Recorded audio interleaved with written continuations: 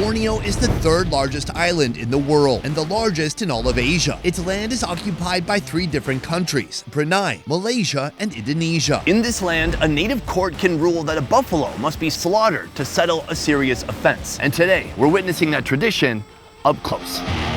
I'm on a mission to uncover this island's flavors, country by country, to show you that food here is unlike anywhere else in the world. These are sago worms. I want you to do it together. Together? All right, cheers.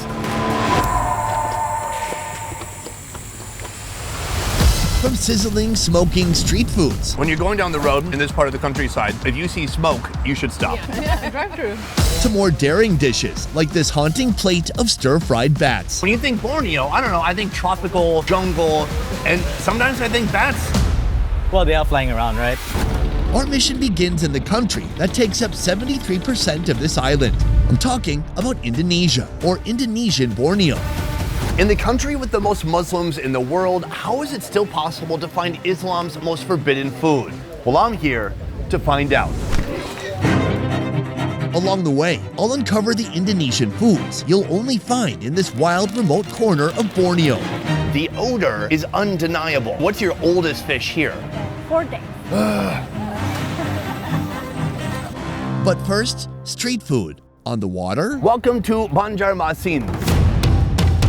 This place isn't just a city by the river, it is the river. In fact, it's an interconnected network of waterways that form a liquid highway. You will see tons of houses lining the water. People are bathing, they're washing their clothes, and they even brush their teeth using the river water. 9 out of 10 dentists do not recommend. Banjarmasin, the city of 1,000 rivers. Since the 16th century, long before roads were carved through the jungle, these waters have been its lifeblood, feeding the people, moving the goods, and driving the economy. Here, life doesn't just live by the river, it flows inside of it.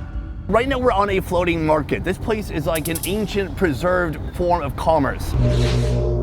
This is where the wholesale of things like produce, vegetables, and other things took place. The most fun part about coming to this market is finding all the unusual things here that are for sale. Right here, this is something more typical. It's some kind of a citrus fruit. I know your sales tactics, lady. I take a bite, I feel bad, and then I buy some. Well, I'm not gonna. Yeah. I'll take 5. Baintan Floating Market comes alive every morning. It's a meeting point for people from nearby areas floating in to trade. Oh, he sells parking. I don't know how it works to sell parking on a river. That's what he's doing, and he's got a net for collecting money. Yeah, money net. Most of the vendors here are women, dressed in the traditional Banjar attire, paddling through a maze of boats, calling out to customers. Oh, this lady is selling trinkets. These are old traditional trinkets. But this isn't just a market. It's a living, breathing piece of history that still flows strong today. Are you live streaming? Yes. How many people are watching right now? Yes, sudah 1 tahun dah. Tahun dah? Yes. I don't know what that means. Akan paham ulun kan bisa bahasa pian. Ah, fair enough. Anjir. And this is why I travel, you know, it's to connect with people on a deeper level like this. Well, nice meeting you. Yeah, take care. The best part about coming to this market is you don't have to go to the food comes to you. Like this, ayam mama rina, grilled chicken satay. Satay is a classic food of Indonesia, but here, it's on a boat. Hello. This looks amazing. Ooh, it smells so good out here. Satay ayam is right here. Yeah. And there's a grill over here. Hold on, I'll be right back, ma'am. Right here, he has a 2-tiered grill. He is grilling chicken skewers over charcoal, and it looks amazing. It's smoky, it smells delicious. So I'm buying my first food of the day and my very first food here in Borneo. Oh, so she dips it in a delicious sauté sauce. Even more sauce gets put on. Wow, and then a backup sauce in case that first sauce isn't saucy enough. Thank you. I'm gonna give you a pile of money and you just give me change. Now listen, when you travel, trust everybody. Give them all your money and see what they give back. It's kind of a friendship test. We friends? Yeah. Okay, wow, I just paid $500 for that. Chicken satay, I would say it's an iconic food, but it's not unique. It doesn't stand out, except for it's on a boat. That is very special to me. Ooh, somehow making it on a boat makes it even better. Let's give it a shot. You can taste the charm. The chicken is very lean. Beyond that, it's very peanutty, it's salty, there's a lot of sugar inside. It's very sweet. It's amazing that guy doesn't burn his whole boat down, because that's what I would do. The way you would recognize my boat was that it would be half on fire and half underwater.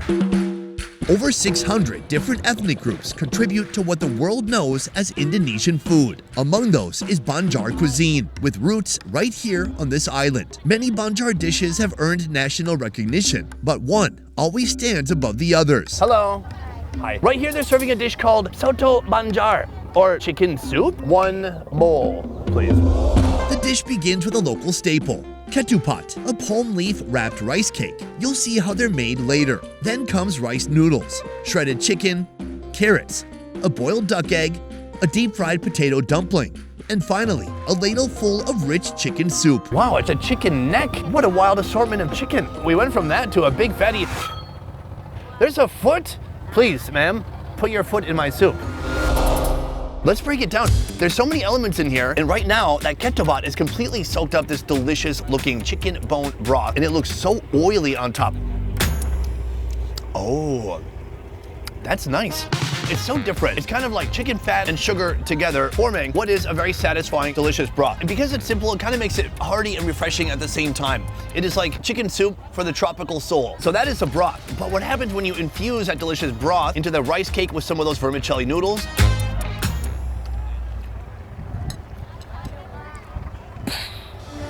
Nice. Ma'am, you're doing good work here. The potato is a little bit more mushy and soft. The rice cake has a little bit more body to it. Moving on from the broth, right here we have a foot. When you're eating like this on a river, you are very close to your food. I mean, this chicken was probably alive yesterday or this morning, and they didn't waste any part of it. The foot, the neck, everything is being utilized. Here, this is a part that my grandpa used to eat when I was a kid, and it freaked me out. I was like, Grandpa, who eats that? It looks like an appendage. That is the chicken neck. It's so weird, but it's so good. Just don't think about it too much. There's like a wrinkly chicken neck. Oh, thank you. Wow, full service restaurant. Almost any bite kissed by that broth is gonna be delicious. I absolutely love it. I cannot believe that you can find a food of this quality here on the river, especially for this price. Soon, I'll be saying goodbye to Banjarmasin and heading deeper into the countryside in search of some truly unique eats. After that, I'll even get a bite of a food that's forbidden for 87% of Indonesians. Cheers. But before I leave the city, I'm told there's one street food I must try, and that street food is on the land. Well, good morning. Good morning, Sunny. Welcome. Meet Dahlia, Banjarmasin native, and my culinary guide for the rest of this trip. We have a fabulous meal in front of us right now. This is ketupat. You cannot leave this city without first experiencing the glory of Ketupat Kandangan, a local street food built around two key players. First, the ketupat. That's the same rice cake we saw this morning. It's wrapped in young coconut leaves and boiled until the rice swells up tight, firm, and perfectly packed into its leafy container. Ketupat pairs well with everything, but here in Banjarmasin, its soulmate is the Snake head fish. caught fresh from nearby rivers. Because the head looks like a snake. Actual snake, very haram. But this fish, still halal. Halal, 100%. Loophole. These fish are not only plentiful, but locals can't get enough of them. In fact, this restaurant goes through about 700 pounds of snakehead fish each week. The organs are removed and saved for a dish you'll see later. The rest is scaled, filleted, and then marinated with turmeric and salt. Then it's skewered and sent to my favorite destination, the grill. Once done, the fish is simmered in a rich coconut milk broth, spiced with cinnamon, nutmeg, cloves, and cardamom. Now, the assembly. A block of ketupat, a chunk of smoky, tender snakehead, and a ladle of that golden broth to tie it all together. In a moment, we're gonna try this out, but first I wanna back up and I wanna talk to you about Borneo. Borneo is a fascinating place. It's the largest island in all of Asia, the biggest of those being Indonesia, the country we're in right now. So it's an island occupied by 3 different countries. So after decolonization, Indonesia part was occupied by Dutch. Malaysia area and Brunei also was occupied by British. After decolonization, everyone thinking, okay, we should combine it all together, right? But at that time, yes, we live in the same island, but not exactly the same way. Borneo may be one island, but it's split 3 ways, and each side tells a different story. Indonesia, a republic. Malaysia, a constitutional monarchy with a rotating king. Brunei, an absolute monarchy under the Sultan. Different cultures, languages, levels of development, and politics. but one thread runs through them all. The majority of folks on this island practice Islam, meaning food must be halal or permissible according to Islamic standards. So that is Borneo, but let's take a moment to zoom in back here to Banjarmasin, where we have this beautiful dish in front of us. I saw this earlier. It's like the rice has kind of melded into each other, become very cakey, but all that is soaked or saturated in this delicious, thick-looking broth. The OG way to eat ketupat is with, you can just do it like this. You break up the rice. Ooh, it's hot too, by the way. Yeah, you are able to make it crumble and fall back apart, and then it really is soaking up much more of that sauce. Oh, I like it. It's just like a rich, creamy coconut sauce or broth. It's even maybe a little bit smoky. Very heartwarming. It's very good. But beyond that, we have the fish on this side. We're gonna take some of the fish. You want to try it with sambal? Yeah, okay. Not too much though. Careful, Tony. Is that too much? This is full of seeds. This looks insanely hot. Be careful. All right, cheers. Oopsie. Oops, it's very spicy. Wow, I took too much. It tastes like regret. Why have you done this to me? Why have you brought me here? But it's so addictive. The skin is very thick, fatty. It's got some nice flavor to it. And the meat, very smoky. I think it's been prepared for a long time, so it's almost kind of dehydrated. And so it's even more dense to chew on. Meanwhile, you got the sambal, which is very fresh, but it's like pure chili seeds. I love it and I hate You it. can also make the sambal. I'm good for now. Can you stop trying to poison me? It's my first day. I need to make it to the end of this. I wonder if you could tell me a little bit more about this city. These days, what are the rivers used for if everyone's using highways and streets? There are still areas that are 100% water where you go to school with boat. Then you wash your clothes in the river. That still use river as their main activity, like floating market. But not as much anymore, you know. Now river is used for tourism purpose basically. Do you think that's sad? It's sad, but also in the same time, we live in modern era now. It will happen eventually, so. Moving on to our final dish here. This is something really special. All the snakehead fish organs saved earlier, including the liver, intestines, and roe, are thoroughly cleaned, then marinated with turmeric and salt. Just like the fillets, they're skewered and grilled. Simple, smoky, and nothing left behind. This morning on the boat, I saw they use the chicken neck, they use the chicken feet. Now here, we're talking about fish, and they're essentially using the fish neck and fish feet, but the internal organs instead. Is that kind of a big thing here when it comes to food? People utilizing every part? Yeah, we don't throw away intestines like that. Don't make it a waste. Except for The blood. It's haram. When you look at this, can you figure out what part is liver and what part is egg? It just looks all the same. It looks all the same. Oh, the texture is wild. It's just so fatty. Let's give it a shot. All right. Cheers. It's intense. It's like pure fat, but fishy fat. The texture is interesting. As you find different organs, some of them are chewy in a fun way, but then they're just surrounded by a ton of greasy, oily fat. The really loose, gelatinous, fatty bits are a little bit more challenging. But here, this is some kind of organ, maybe intestine. I like it. Exploring a new place like Borneo is amazing, but sleeping in a new place isn't always so great. You know, I travel a lot. New beds, new time zones, new mysterious noises outside my hotel room. Sleep can be complicated. But one thing that's made a huge difference this past year is Manta Sleep. Their products are a must-pack for me on trips. And now they've dropped the Sound Mask V2. It blocks out all light. Not some light, not most light, all of it. And now it plays sound too. Music, white noise, or even a recording of my wife snoring, which is oddly soothing. The Bluetooth speakers are insanely thin, so I can sleep on my side without feeling like I have a hockey puck taped to the side of my head. There's no weird pressure, no bulk. Once I'm asleep, nothing interrupts me. Plus, the battery lasts 24 hours at full volume, so I don't even have to charge it every night. The mask is breathable, stays in place, and the eye cups don't press against your eyes. Whether I'm in a loud hotel, a tent in the middle of nowhere, or passed out on an airport chair, it helps me actually get some rest. So if you want good sleep, even when the world is chaotic and loud, this is it. Now,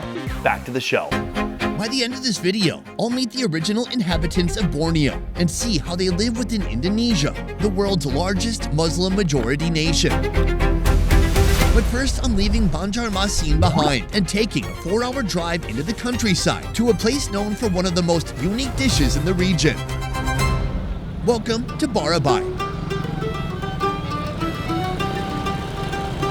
At first glance, Pasar Barabai is what you would expect from a traditional Southeast Asian market. Humid, loud, and chaotic in all the right ways. It's packed with stalls, selling everything you'd need for a grocery haul. But then, you catch a whiff. Something sharp, sour, unmistakable. And you realize this market has a signature food that comes with a signature smell. Right now there's bowls of these fermented fish all around us. The odor is undeniable. This is ikan pekasau, also known as fermented fish. My eyes are almost watering, and for a second I was paranoid because I thought it was me. And I'm only contributing about 30% to the overall odor right now in this area. How did you get into this industry? She started it in 2018. It was her mother-in-law, and her mother is basically a family business. Before you tell me more about this food, I need to confess something to you. A few months ago, I was in Kuala Lumpur, and we were making a video about the worst-rated foods in all of Malaysia. This is one of the foods that came up as one of the worst-rated foods. In Malaysia. In Malaysia, but I think it works for Indonesia too. So one of the reasons I'm excited to try this today is to find out if it really does have that bad reputation or it's misunderstood. Everyone likes it, at least from here. Because when people don't have appetite to eat, they try to change the other food. And this is one of the options to open that appetite. To make them more hungry. Yeah. Interesting. Yeah. The fermentation starts with a humble river fish caught nearby. Miss Tati usually buys it pre-salted to save time. Then it's cleaned and coated with ground toasted rice. And that's it. From here, the last remaining ingredient is time. Back then, the pilgrimage Muslim go to Mecca, and it takes months to arrive there before the airplane exists. So they need to bring food on the way to Mecca, for months. So they brought this. So it goes way back. Way back, yeah. Okay. Do you want me to? All right. I don't mind. You don't mind? I Okay. don't mind. I'm used to it. It's not bad when you're up close. Well, and this must not be that smelly of one. Maybe I'm just smelling the sidewalk, to be honest. This fish that you see here, they made it today. Okay, so what's your oldest fish here? 4 days. Oh yeah, it's more sour. It definitely has a more fermented quality to it. The more days you put it in room temperature, the sour it gets. But if you put it in the fridge, even longer, maybe it takes months. The best one is the 2 days or 3 days, pakasam. I'm gonna do something special for us. I'm gonna find the absolute oldest fish that I can for you and I to eat. Yeah, hopefully you will. All right, let's give it a shot. With our special ingredient in hand, I'm heading to a nearby restaurant that knows its way around rotten fish. Here, the owner starts simple, with the one-day-old fermented fish. First, it's deep fried, long and strong until it's cooked all the way through.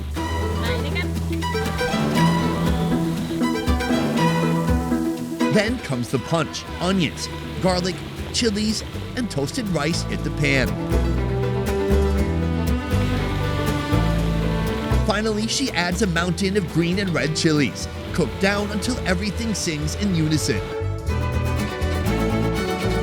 Is the one-day-old considered fermented? It's just 1 day. Still fermented because of the process. So I've got some entire whole pieces of fish here. What if we just try a whole piece of fish? All right, let's go. Cheers. Okay. It's a little fishy, it's slightly sour, you get some of that toasted rice, and then insanely salty. There's certain foods out there that are, it seems like a food, but really it's kind of like half food, half seasoning, and you're supposed to pair it with rice. Is that the purpose of this food? Should be with rice. I usually just eat it like this, Okay, so you got one micro piece of fish. and then you eat it. That's it? Or I like to use sambal. I don't want to take it too much because it's spicy. No kidding, you have like almost no fish and almost no sambal. Essentially a rice ball. I'm gonna mix that together and toss it back. Oh, it's spicy. Oh my god, it's spicy. Crunchy garlic, crunchy bits of toasted rice. The fish are crunchy too. You mix that with the sambal, crazy, hot, citrusy. It's a pretty good combination. I gotta say, I think this is one of those foods that is misunderstood. Thank you for saying that. I think the reason is because people go to the market and they smell it and then they shut it down. They're not interested from that point on. But then there's this. The 4 days one. And this could be a problem. This is the oldest fermented fish I could find in the market. But even at just 4 days, this school of fish emits a funk that'll make your eyes water. Just like before, it starts with a long, patient deep fry.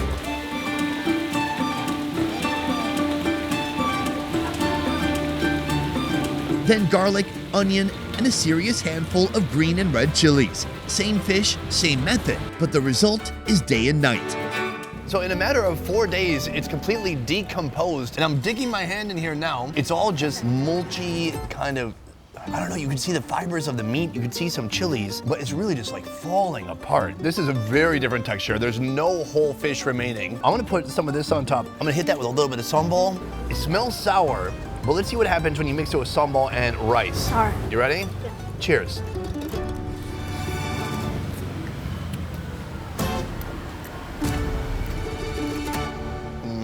What? Is it less salty? Less salty. It's very sour. Excuse me, what happened to my voice? What would you compare that to? Old milk? I don't know how old milk tastes like. You never just like grew up poor and then opened the fridge and then slammed milk and then you spit out chunks? That never happened to you in your whole life? All right, well, we don't all grow up the same. The more I eat it, the more I kind of like it, to be honest. It's like chewing tobacco almost. So have you ever had the 4-day-old fish like this? Yeah. This one, or even older. Is this something you would eat voluntarily when you're not on a food show? Yeah. Between these two, this one I'm iffy on. I feel like this one I need to get to know more. It's kind of an introvert, but it's weird and a little greasy and it might shoot up the school, but I want to be friends with it just in case. All right. Wait, what?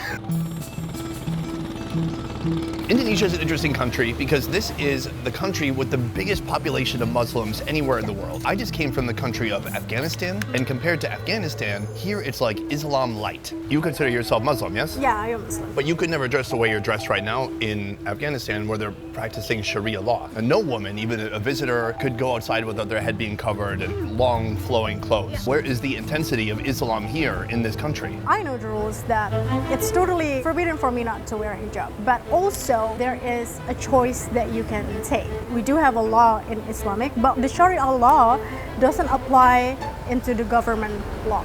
Indonesia practices Islamic law, but it's a far cry from the hardline version you'd see in a country like Afghanistan.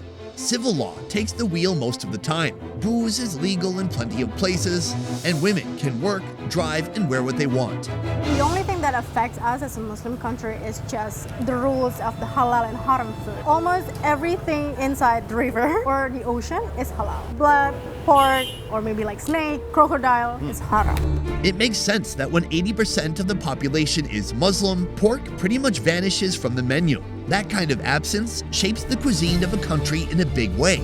But what about the other 13%? How do they eat? And how do they hold on to their traditions in a country where their favorite protein is practically taboo? Mega. Yes, I'm Mega. M-E-G-A? Yes. It's a cool name. Thank you. Thank you for inviting me to your village.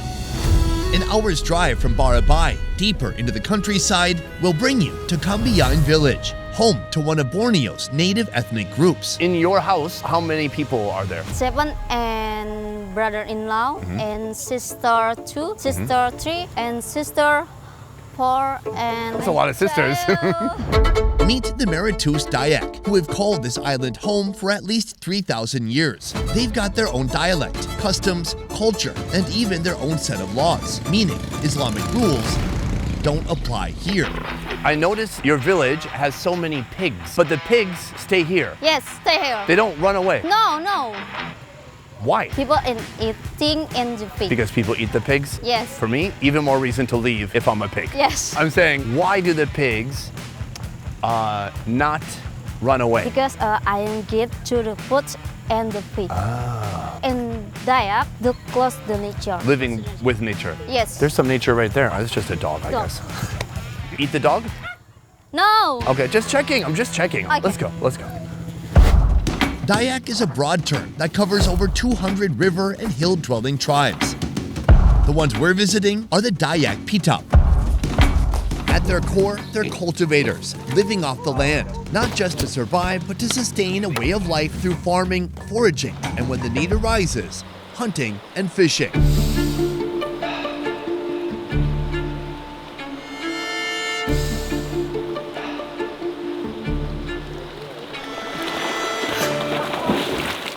How often are folks in this village eating fish?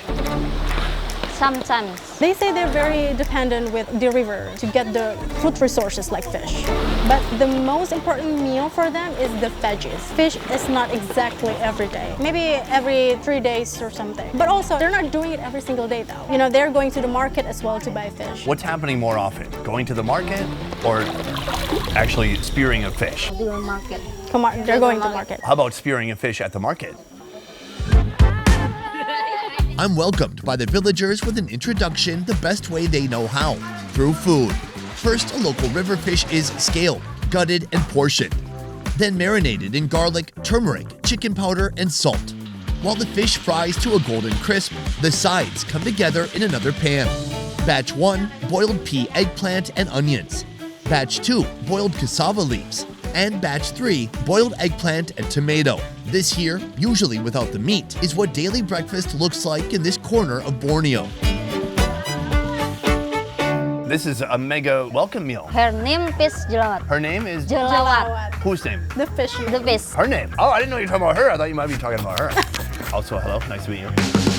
So are people here also eating with their hands? All right. We've got some rice. We have some greens or some veggies. And then we have the actual fish right here. Shall we give it a shot? I find the plant to be kind of bitter. When you get some sambal on there, it's fishy, it's smoky, it's full of chilies. It's very good. But then here we have the fish. Oh, I like that. It's very fatty. It's opposite of tilapia. It's not tender and flaky. It's like a big, bold, fatty fish. It's very nice. But here's what would make it even better. Some sambal. Oh, that's life-changing. Who made this sambal? You made it?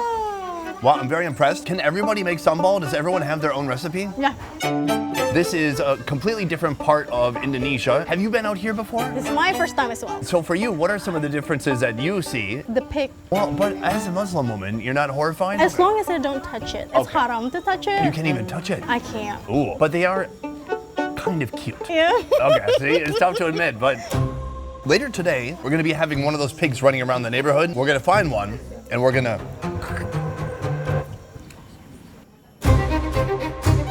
When is the last time folks in this village slaughtered a pig and ate it together? November sama Desember 2024. Last year. They slaughtered a pig in a special occasion, maybe for the ceremony or some rituals. The last time they did it was on December for the harvest time, and then the November as well. So they don't eat that every single day.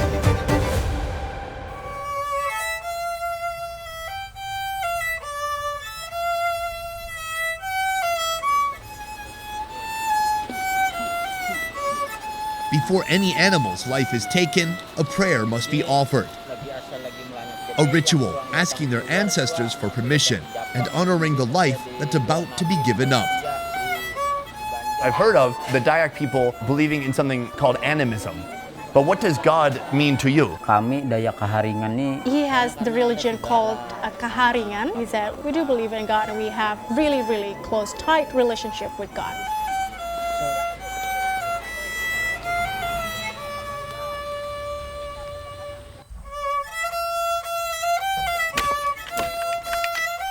After the slaughter, the pig is doused in boiling water, softening the hair for an easy scrape.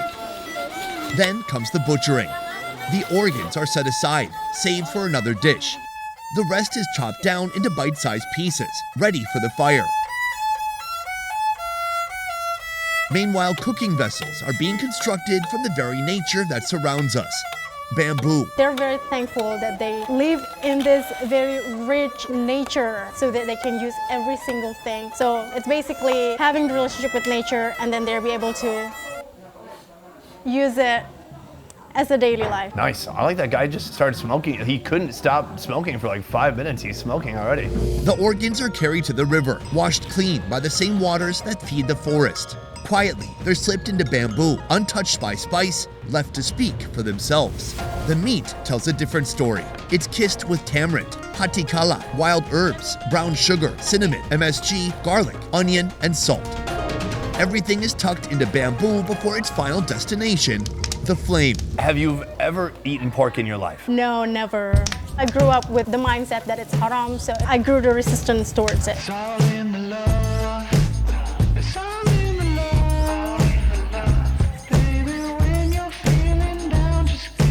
Take a big whiff. Yeah, oh my God, it smells really good. The first time they pour it from the bamboo, I was like, wow. I'm gonna lose about 20% of my audience after this. Well, I'm not eating it. Not yet. No. Joining me, Mega's relatives, Hassan, Amat, and Abidin. There you go. All right, thank you. He said it's been a while and he's like mouth watering. Before a single bite is A taken, little bit of protein. a prayer is offered, an expression of gratitude to their ancestors and to the gods. So this is really interesting. Right here, this is something you can eat because this rice was slaughtered in the halal way. In this village, no meal is complete without rice. Here it's cradled in banana leaves and shoved into bamboo tubes. Water is poured in, and then, like everything else, the fire takes over. Slow, steady, and rooted in tradition. The rice becomes the plate, the eating vessel. Right here, we've got a piece, there's some fat and there's a thick skin. That's really good. It's amazing how tender the pork can get in a short time in that bamboo. But the spices taste a bit light. I taste MSG, of course the juicy, delicious pork, and turmeric. That's like kind of the main flavor. So you can imagine it, but don't imagine it too hard. Does it meet your standard? kurang garam. And it's more salt. It doesn't meet your standard. That's so funny. He's criticizing the food. I love it. For you, what does it mean to be Dayak? Jadi orang Dayak tuh keren. Being Dayak is really cool because they can eat everything. Far fewer restrictions when it comes to the diet. You don't need to have special people slaughter it, just eat what you want. In general, the meat, 100% delicious, but then there's this over here. These are the organs, lungs, liver, kidneys, whatever fun stuff is inside, it's all right there. Yeah, the liver is pretty intense, a little gamey, a little dry and chalky. Organs are very good for you, especially liver, but the meat is absolutely delicious. I'm curious, in a part of the world that's almost all Muslim, I mean, how does that feel, being somebody who belongs to a tribe that has completely different customs and traditions? Nah, ginilah, artinya kami Of course, there are challenges being Dayak, but specifically, he cannot reveal what it is because it's forbidden. Does he mean like legally? Unwritten law, I would say. That's interesting. But overall, he's very grateful and being really, really proud being Dayak. He has a really strong connection with nature as well. So he owns this land and he's really proud of it. Do you know anybody who is Dayak who converted to Islam? tapi pigangan There are a lot of Dayak people who converted to Islam because they don't interfere with their kids or other family members, whether they want to be Christian or Muslim. They really give them their own choice. The number of the people is decreasing. But even though they converted to Islam or they're converted to Christian or any other religion, they're still Dayak by blood. So 50 years from now, do any Dayak people remain or do they get swallowed up by the mainstream of Indonesia? dunia ini masih ada. As long as the earth still exists, as long as the sky still exists, he said, the Dayak people will still be existing. Tidak pernah hilang Dayak itu. It won't be gone, he said.